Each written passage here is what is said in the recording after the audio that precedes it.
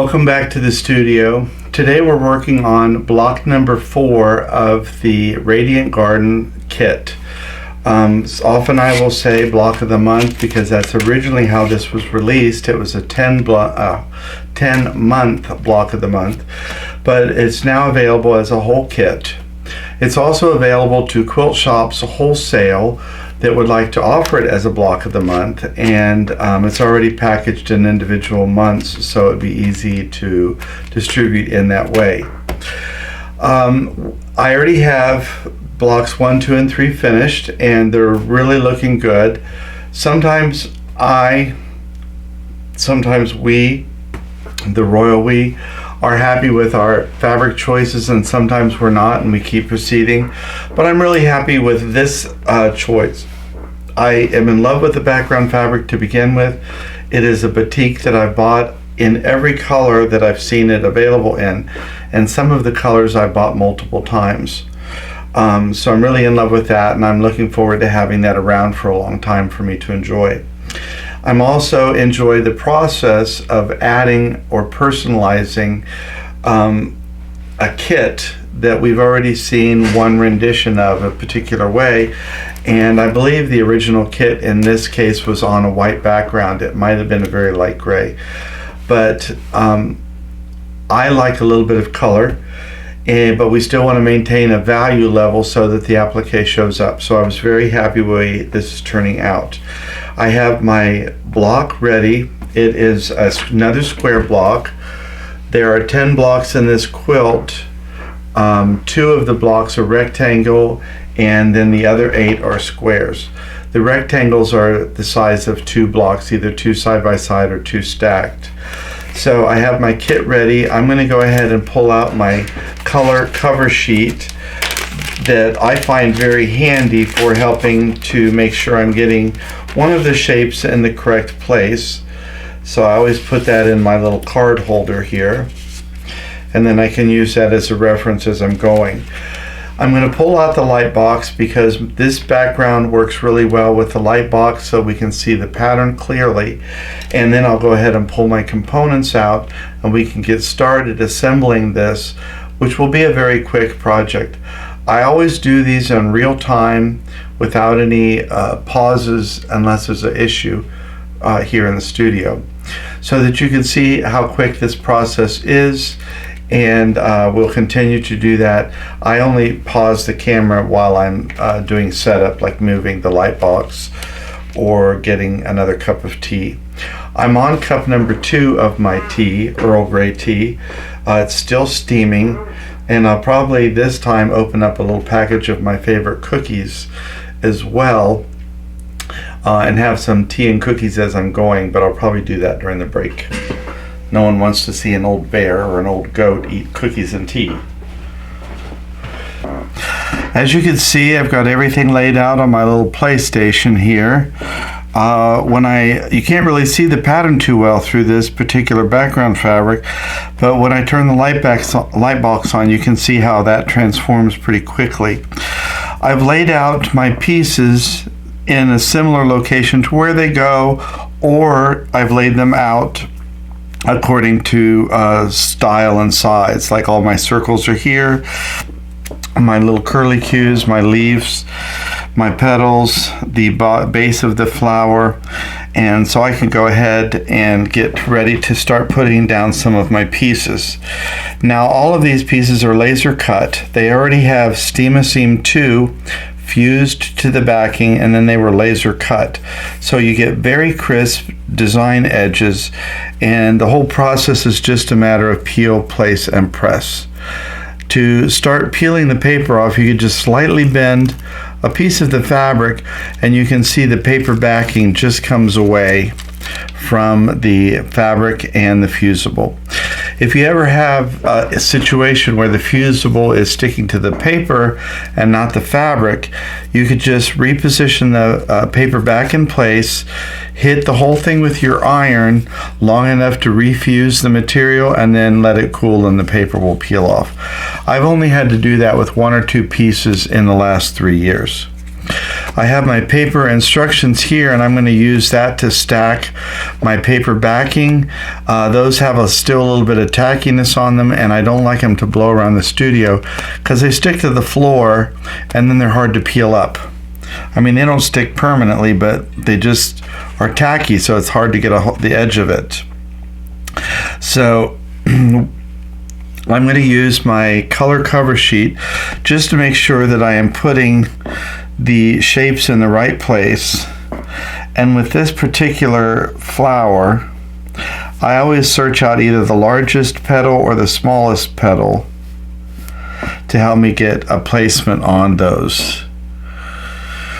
And I know that the blue one on the, ooh, look, my belly's picking up the pieces. I'm going to use the blue at the bottom. I can see that that one goes in place. And after I get these in place, then I could go ahead and do the centers. And again, I will use the color cover sheet to help me make quick work of choosing the right size and color circle for each flower.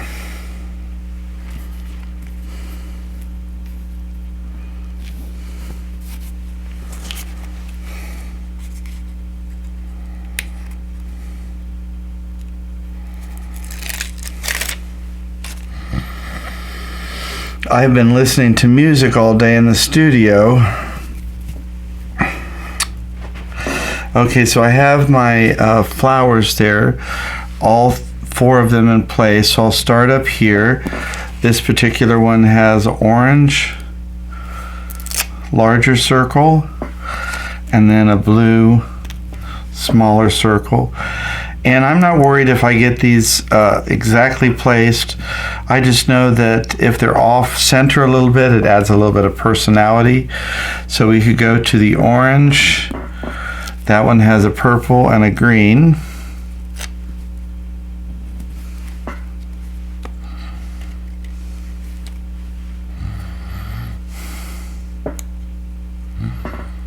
I always try and be extra careful with the circles to make sure I don't mess up the edges.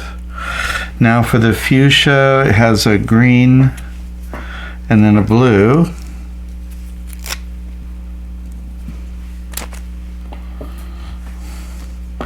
And looking at that color cover sheet really expedites this process. And then the large blue has orange and a purple.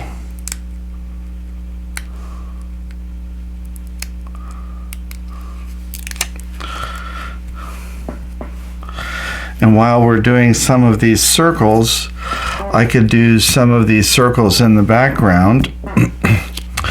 We have the large, ooh, knock that off. Do the largest orange first. That one has a kind of a aqua teal circle on it. Then we have a green down here. That one has a purple. What is green and purple? Is that a split color complement? There's a lot of color theory and value work behind these kits. And let's see, there's a blue here.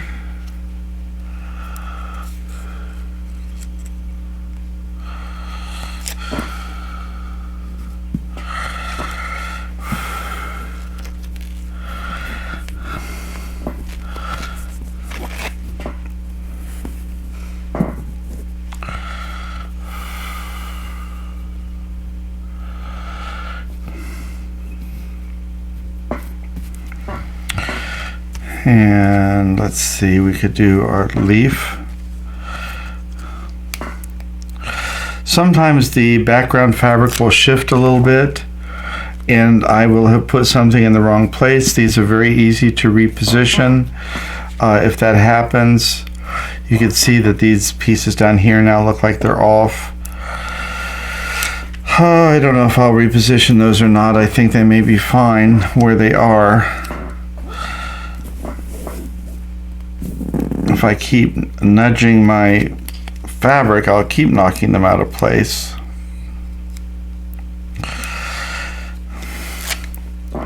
Sometimes, to save myself from going crazy, I'll just make sure that there's a nice even spacing in between all the components, rather than worry too much if they're exactly in place. There are times when you're doing one of these fusibles on some type of material where you cannot see the pattern, even with the use of a light box. That might be because you're using it on metal or wood, and in that case you just have to position them by eye, glancing at the pattern, but just making sure that you have some visual space in between the components, and you should be fine.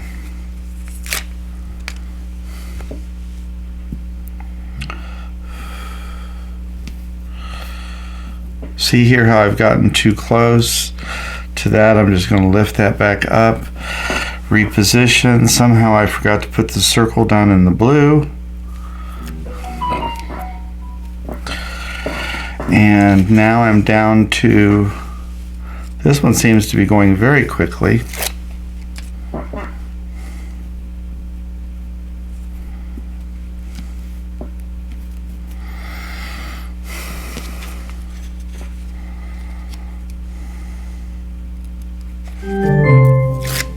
Uh-oh, just got an Amazon package delivered.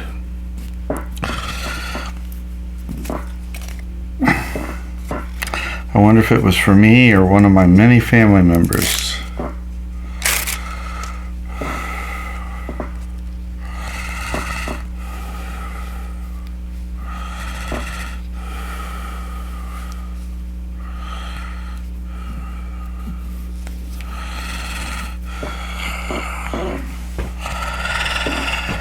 Okay, I'm going to take a glance. The flowers are darker in the center and move out towards the lighter.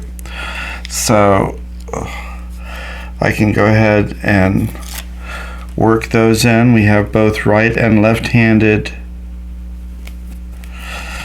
pieces.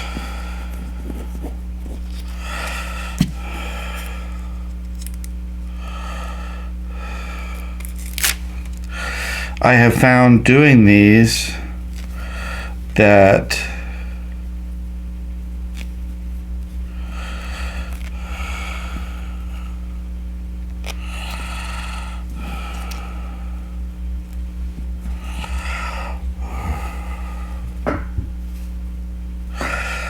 doesn't look right. This one's a little bit larger.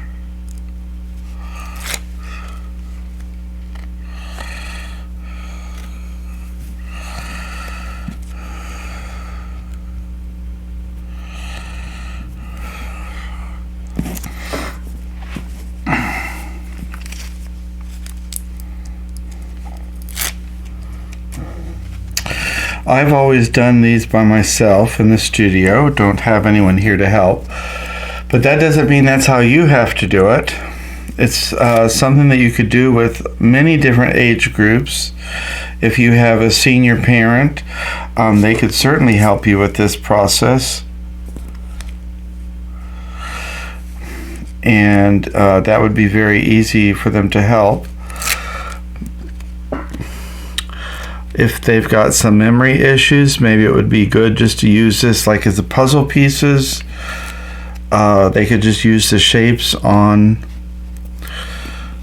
the, that one just seems to be too small. I think it's this one. Do the shapes on the paper backing. If you have family members that are a little bit more skilled, then they could help actually position the components on the background fabric, knowing that you can always reposition them if you're not happy where they landed.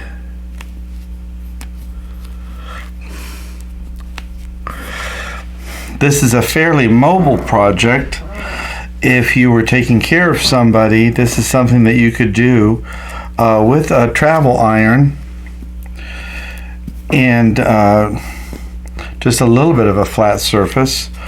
So this is something that if you're a caregiver, you could do in the room with somebody and be working on a project, but still have some time to spend both on your hobby and also with your loved one.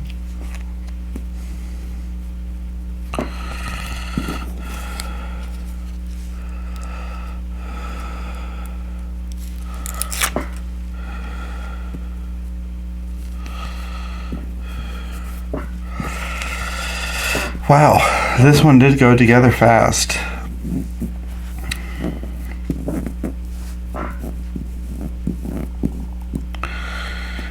If I adjust that a little bit, I can decide if I want to move anything.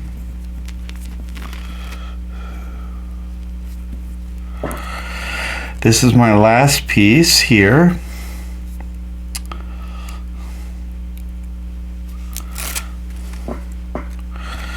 And I want to just adjust that over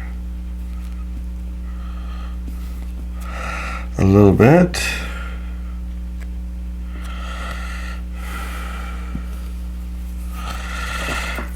And that's pretty much it for this placement. Now I can go ahead and get my light box out of the way. I can remove my paper pattern. I can get rid of all of these little paper backings so they don't float around my studio. My tea should be cold enough that I could have a couple of my favorite cookies right now. That is these French butter cookies with mixed berries in it. They're so good. With my Earl Grey, I'll transfer the pieces out of the way, get my Teflon pressing sheet in place, and we can start fusing. And the brightness of this is really making me happy today. It really looks beautiful. I have my fabric block on the background. Right now, all of these items have not been fused. They're just stuck in place by the tackiness of the Steam-A-Seam 2. These all could still be removed and repositioned if I needed to. I'm going to go ahead and fuse them. I have in the background my Teflon pressing sheet. I don't have any water in my iron because I don't ever want it to leak. And if I don't put water in the iron, it can never leak. It also can never go through a self-cleaning cycle and sputter rust on my fabric. So I've administered a little bit of mist onto my kit, my block. I'm going to go ahead and sandwich this between the Teflon pressing sheet, and now I'm going to go ahead and apply the heat of the iron. This heat is going to have to translate all the way down through the Teflon pressing sheet and through every layer. So in some cases that's a fabric circle, the fusible web, a fabric circle, the fusible web, and then the background fabric. Including the Teflon pressing sheet, that could be 5 or 6 layers that this heat has to transfer down through. So we want to give that a little bit of time. Of course, you would test your own iron in your own environment, your heat settings, but what is required is moisture, either in the content of a spray bottle or from steam from the iron, just as the name of the product indicates, Steam-A-Seam 2. Then we need an uncertain amount of time for that to do its magic, and then we have a heat setting, and those things are adjustable, and they're adjustable based on your experience at home. My Teflon pressing sheet is preventing me from scorching my fabric. It's either the background or the blocks. It is also protecting the edges of my applique to make sure that they stay really nice and crisp and I don't wrinkle them by hitting the edge of the applique with the sole plate of my iron. I've done that before where I crinkled up a piece of the applique and then you've permanently fused it in place and you've messed up a block. So I really love the Teflon pressing sheet for that. As I said, it protects any kind of rust from self-cleaning of the iron or anything from the sole plate of the iron from translating onto either the block or the applique. components. It also protects the sole plate because we are using multiple layers of fusible web. We don't want any of that to ease out of the edge of the applique and then translate onto the sole plate of the iron. Many people don't like to do fusible projects because of the fear of making a mess, getting it on the iron, getting it on the ironing board, and then having to go through some kind of cleaning process to get the sole plate clean. You can see that my iron is perfectly clean because I never bring those two things together, the fusible material and direct contact with my sole plate. So after we let this heat through, we can always tell because the fabric will be dry when I open it back up, and you'll see some of that steam escaping. And what I'm going to do is now turn the block over and repeat the process from the back, because I want to make sure that those areas where we had pieces of fabric stacked, like the circles or some of the flower centers, that all had a chance to fuse properly. Because this is the stage where we prevent needle gumming. If this is fused properly now, we know that it's not going to gum the needle up later. Now, that could be an educational process. If you're getting gumming on the needle, that can tell you, hey, I'm not fusing long enough, or I'm not using moisture or steam, which is a necessary component, and that's your learning lesson there. I'm sure you've seen, like I have seen, many people asking Facebook friends or the general quilting public, how do I prevent gumming on my needle? How do I eliminate it? How do I ease it? This is the step that happens. If you use any kind of fusible web, if you fuse it properly, there should not be any excess fusible material left to separate from the project and adhere to the needle. It should be all bonded. It should all be used.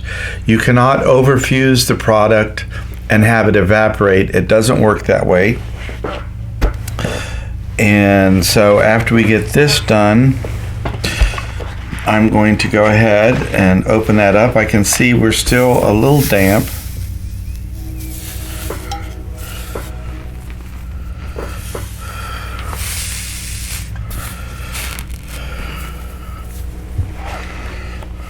And I can go ahead and let that air dry a little bit. And then we can go ahead and put away my Teflon pressing sheet, and we can get closing this one out. I must be channeling French ancestors today. I'm drinking out of my Paris cup, and I'm eating French butter cookies. I didn't plan that, just the way it happened. So we have now block number 4 finished. Again, it's looking really beautiful and crisp. I can't wait to see this in the studio. I think this has got a little bit more vibrancy than some of the other things. Now this one's also very vibrant, but this has more colors than some of the other, like the holiday quilts, because those focus more on red, green, or orange and black. But really looking forward to seeing this all completed. I think the quilting will look really beautiful on here, although I don't even know what that's going to be yet. I haven't even started looking. And the truth of the matter, with 25 different designers, the design that is ultimately going to end up on here may not even be created yet. So that's kind of an exciting thing. I'm always amazed at when we're releasing the new designs, how frequently they're coming. But when you think that we have over 25 talented designers, I guess it really isn't that surprising. Really beautiful things to choose from. Now they're releasing block patterns as well as overall patterns, the edge to edge. And I'm getting a really big kick out of working with both of them, as well as the whole cloth quilts and the club sets, which are multiple design components all around a center theme, which is what I'm doing on the quilt on the frame at the moment. So let's see. I guess that's it for me for today. I can't think of anything else I was going to say. Thanks for stopping by the studio. I hope you enjoyed this installment of the Radiant Garden. I also hope that some of you are also working on this alongside of me, and maybe if you are, you might want to post a picture of your blocks, or if you would rather, and you're not working on this at the moment, post a picture of something you are working on and inspire the rest of the quilting community along with us. Thanks for your time today. We really appreciate that. And we appreciate your support through liking the video, sharing the video, and subscribing or liking us on Facebook. Those things help us to reach a broader community of like-minded individuals. Until next time, we'll see you back here in the studio. Take care of yourself and take care of each other.